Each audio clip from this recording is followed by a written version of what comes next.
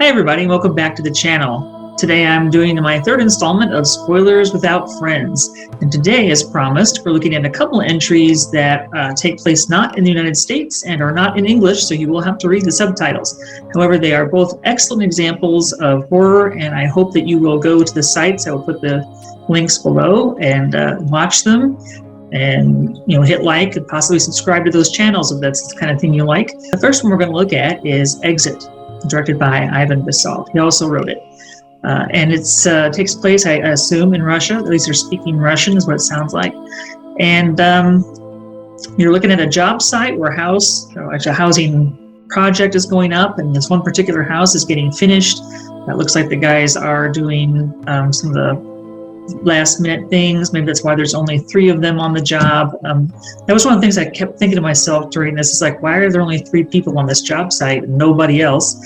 But okay, so that's just a thought that went through my head. But it was very good. These are very good actors. I thought it was very well done. The production values are excellent, and the story it tells is also really cool and not something I was expecting. A lot of these short horrors do not seem to have a story. I mean, I guess that's not always the point, perhaps. But at the end of them, I'm thinking, well, did anything actually happen? It was kind of creepy, and then it just stopped. But no, this one kind of has an arc. And if anything, it could have told me maybe one more thing about what was really going on, or why one particular person or these 3 particular people were being targeted. We have no idea. Maybe it's completely random, though, so maybe there is no explanation. But the setup is that this job site on this house, it needs to be finished. The client is going to come by and look at it in a few days, and there's a problem. And the problem is that the closet they've just been working on is now deeper than the wall.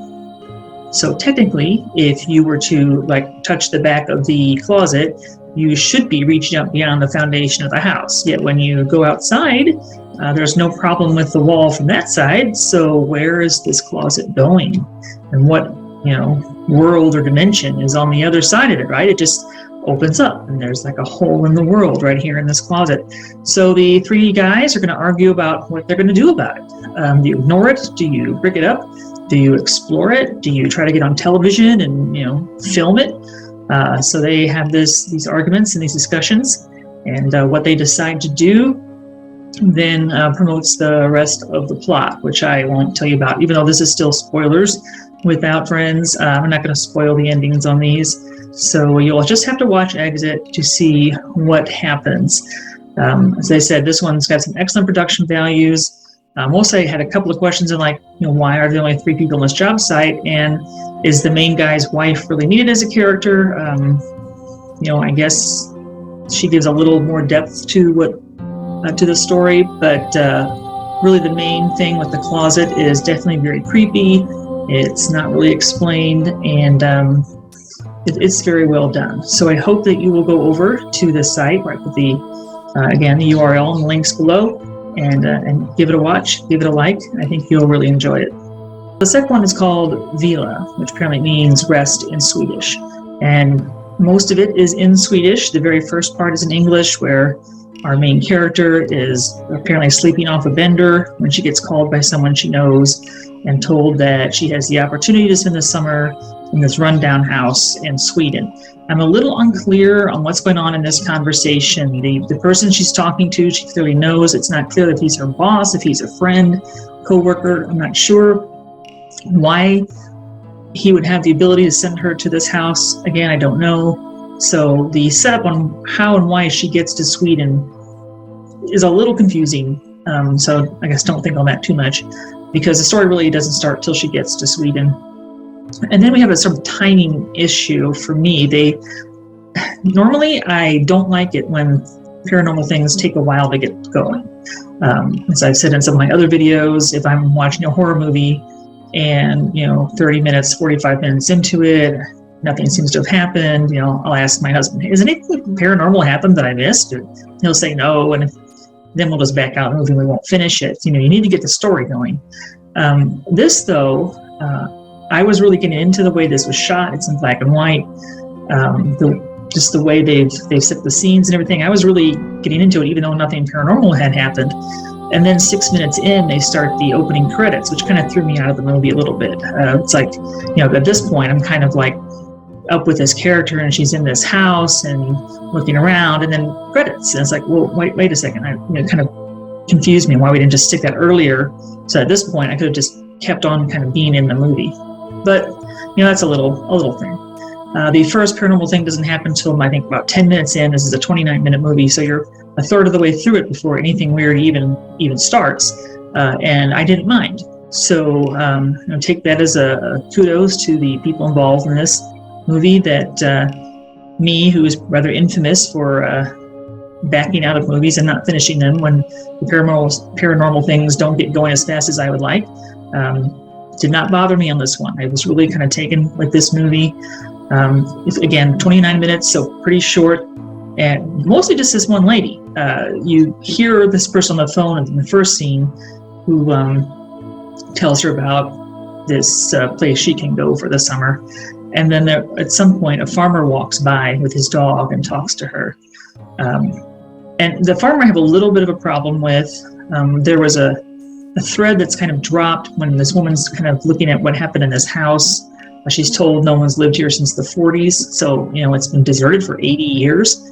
That seems pretty good shape for a house that hasn't seen a person in 80 years, but it's still standing and seems pretty sound. It even has electricity, which confused me a little bit because early on you see her using candles, and then she's using her laptop and she has a light on in the kitchen, but then she blows out another candle. So maybe there's only electricity in one room? It was unclear to me on what was going on with the lights. But then when she's doing this research, she finds out that the farmer killed his wife and hanged himself, and their 2-year-old son is missing. And I'm like, well, why are we introducing a missing 2-year-old from the 40s? This seems like a thread that we're not going to, keep going with.